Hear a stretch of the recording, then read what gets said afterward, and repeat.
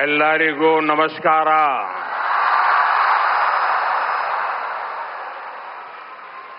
जय श्री कृष्ण. जय श्री कृष्ण. जय श्री कृष्ण. मैं अपनी बात बताना शुरू करूं उसके पहले यहां कुछ बच्चे चित्र बना के ले आए हैं. जरा एसपी जी के लोग और लोकल पुलिस के लोग मदद करें, उसको कलेक्ट कर लें. अगर आपने उसके पीछे अपना एड्रेस लिखा होगा तो मैं जरूर आपको धन्यवाद पत्र भेजूंगा. जिसके पास कुछ न कुछ है दे दीजिए, वो कलेक्ट कर लेंगे और आप फिर शांति से बैठ जाइए.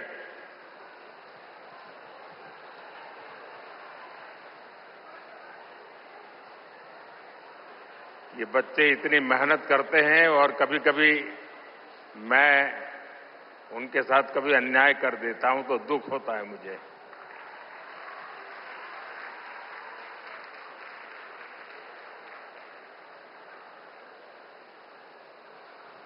जय श्री कृष्ण.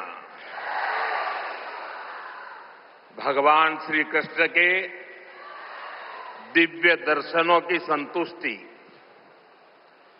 श्रीमद् भगवद गीता के मंत्रों की ये आध्यात्मिक अनुभूति और इतने सारे पूज्य संतों, गुरुओं की ये उपस्थिति मेरे लिए परम सौभाग्य है. मेरे लिए ये असंख्य पुण्यों को प्राप्त करने जैसा है. और जो मुझे सम्मान दिया गया, मेरे लिए जो भाव प्रकट किए गए, शायद मुझे इतने आशीर्वाद मिले कि मेरे लिए जो कहा जाता है मैं उससे योग्य बनूं और ज्यादा काम करूं और मुझसे जो अपेक्षाएं हैं उसे मैं पूर्ण करूं. भाइयों बहनों, अभी 3 दिन पहले ही मैं गीता की धरती कुरुक्षेत्र में था. अब आज भगवान श्री कृष्ण के आशीर्वाद और जगतगुरु श्री मध्वाचार्य जी के यश की इस भूमि पर आना मेरे लिए परम संतोष का अवसर है. आज के इस अवसर पर जब 1 लाख लोगों ने एक साथ भगवद गीता के श्लोक पढ़े तो पूरे विश्व के लोगों ने भारत की सहस्त्र वर्षों की दिव्यता का साक्षात दर्शन भी किया है. इस कार्यक्रम में साथ देने के लिए पधारे हुए श्री श्री सुगुणेन्द्र तीर्थ स्वामी जी, श्री श्री सुशींद्र तीर्थ स्वामी जी, कर्नाटका के गवर्नर थावरचंद गहलोत जी, केंद्रीय मंत्रिमंडल के मेरे सहयोगीगण, राज्य सरकार के मंत्री, सांसद, विधायक, उडुपी के अष्टमठों के सभी अनुयायी, उपस्थित अन्य संतगण, देवी और सज्जनों, कर्नाटका की इस भूमि पर यहां के स्नेहीजनों के बीच आना मेरे लिए सदा ही एक अलग अनुभूति होती है. और उडुपी की धरती पर आना तो हमेशा अद्भुत होता है.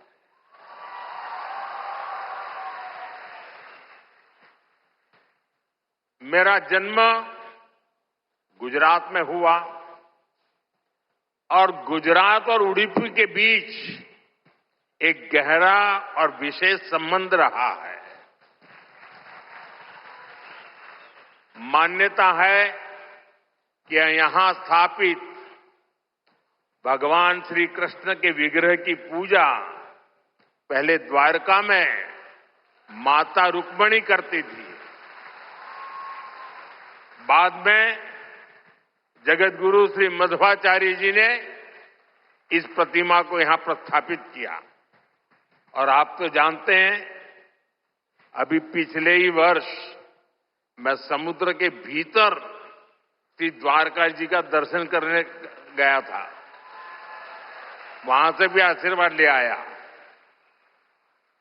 आप खुद समझ सकते हैं कि मुझे इस प्रतिमा के दर्शन करके क्या अनुभूति हुई होगी।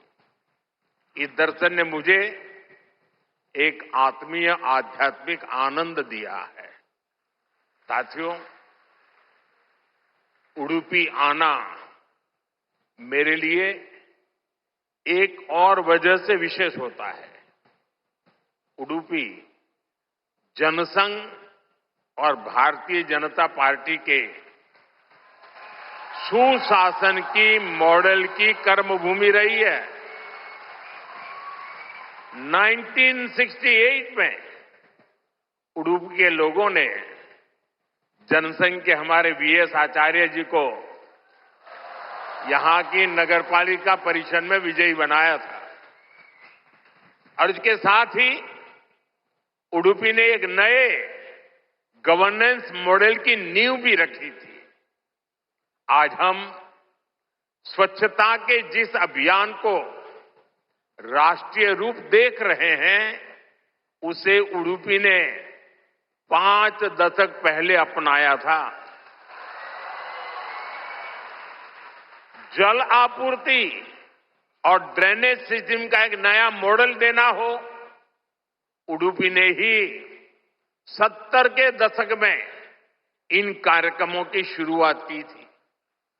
आज ये अभियान देश के राष्ट्रीय विकास का राष्ट्रीय प्राथमिकता का हिस्सा बनकर हमारा मार्गदर्शन कर रहा है।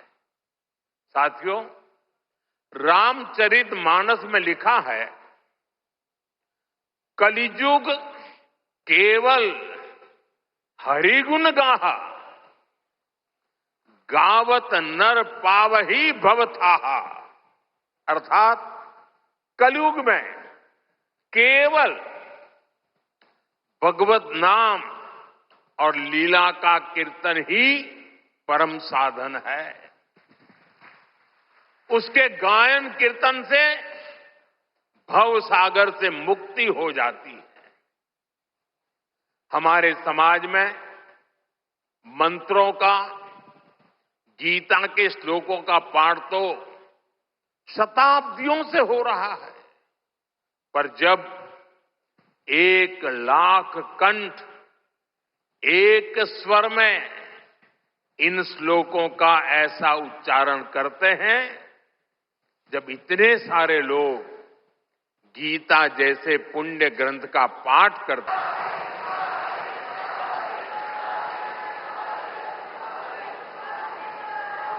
ಎಲ್ಲರಿಗೂ ನಮಸ್ಕಾರ।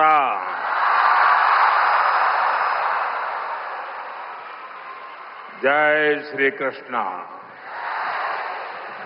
जय श्री कृष्ण,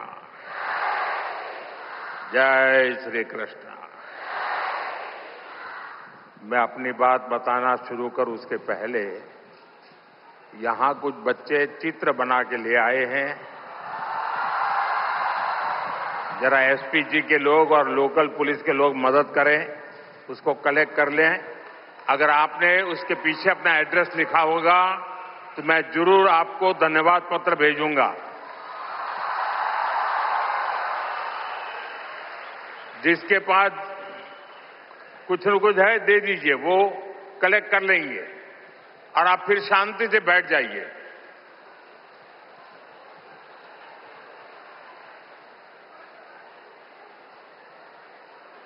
ये बच्चे इतनी मेहनत करते हैं और कभी कभी मैं उनके साथ कभी अन्याय कर देता हूं तो दुख होता है मुझे।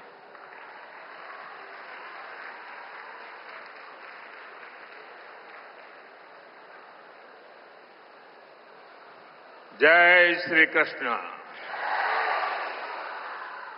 भगवान श्री कृष्ण के दिव्य